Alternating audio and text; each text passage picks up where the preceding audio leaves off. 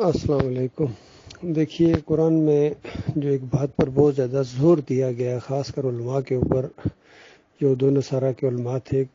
مالک نے فرمایا کہ دیکھو، حق اور باطل کو آپس میں نہ ملاؤ اور پھر حق کو مت چھپاؤ۔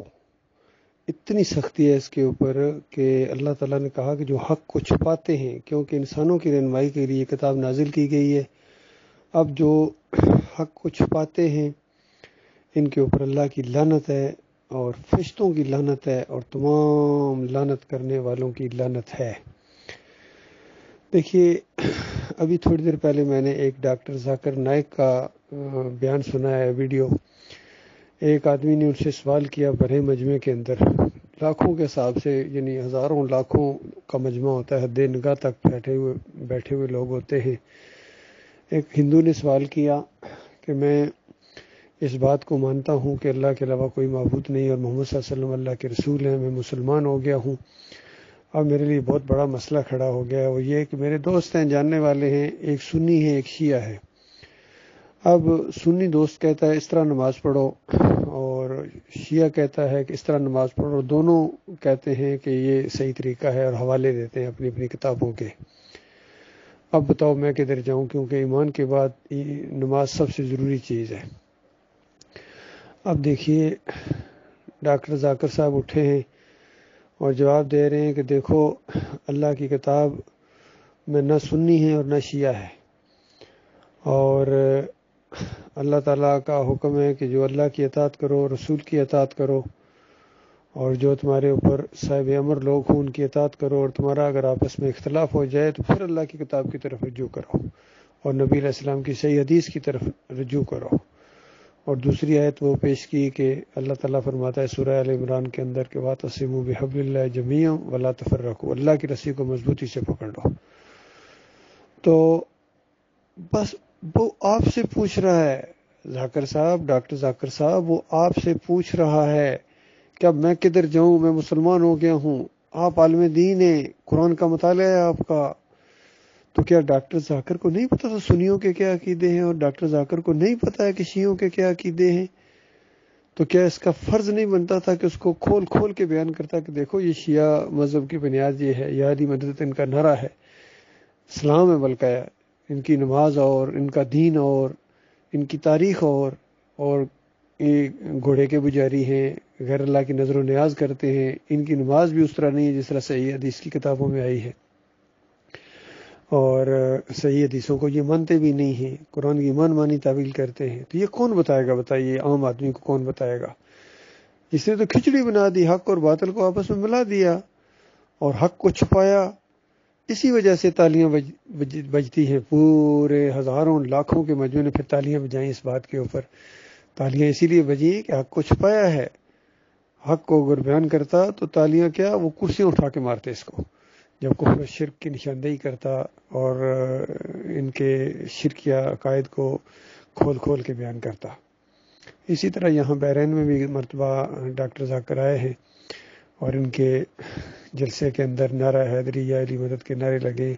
سٹیج کے اوپر مائک ان کے پاس تھا، اس کے اندر سے اس کے منہ سے نہیں نکلا کہ یہ نعرہ ہے، یہ شرکیہ ہے،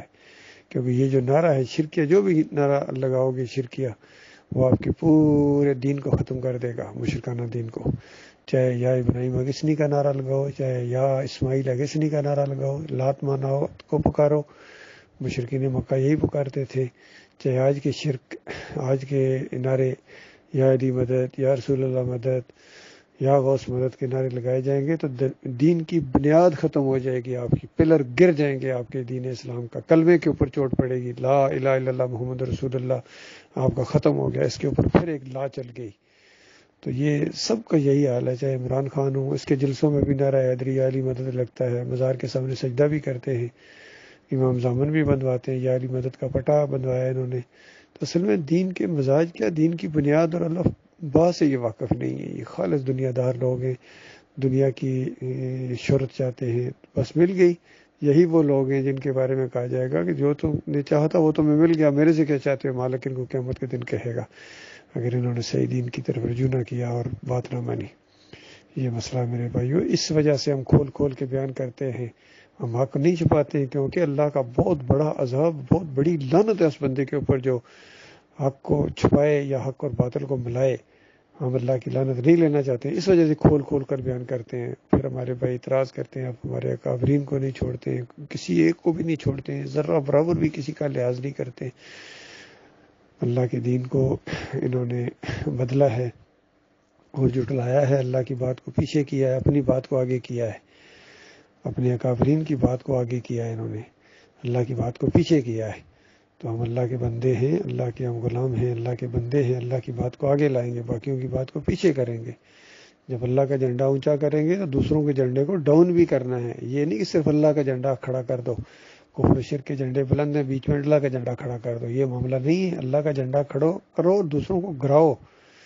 یہ مسئلہ ہے دین کی، یہ بنیادی دعوت ہے اللہ کے بندوں، جو آج کوئی مسلک نہیں کرتا ہے، نہ بریلوی کرتا ہے، نہ دیوبندی کرتا ہے، نہ اہل حدیث کرتا ہے، نہ سلفی کرتا ہے، سارے دین کو چھپاتے ہیں اور اجرت کا ذریعہ بناتے ہیں اور اس کو کمائی کا ذریعہ بنا ہوا۔ سارے بینک اپنے بھر رہے ہیں، چاہے ڈاکٹر ذاکر ہو، چاہے یہ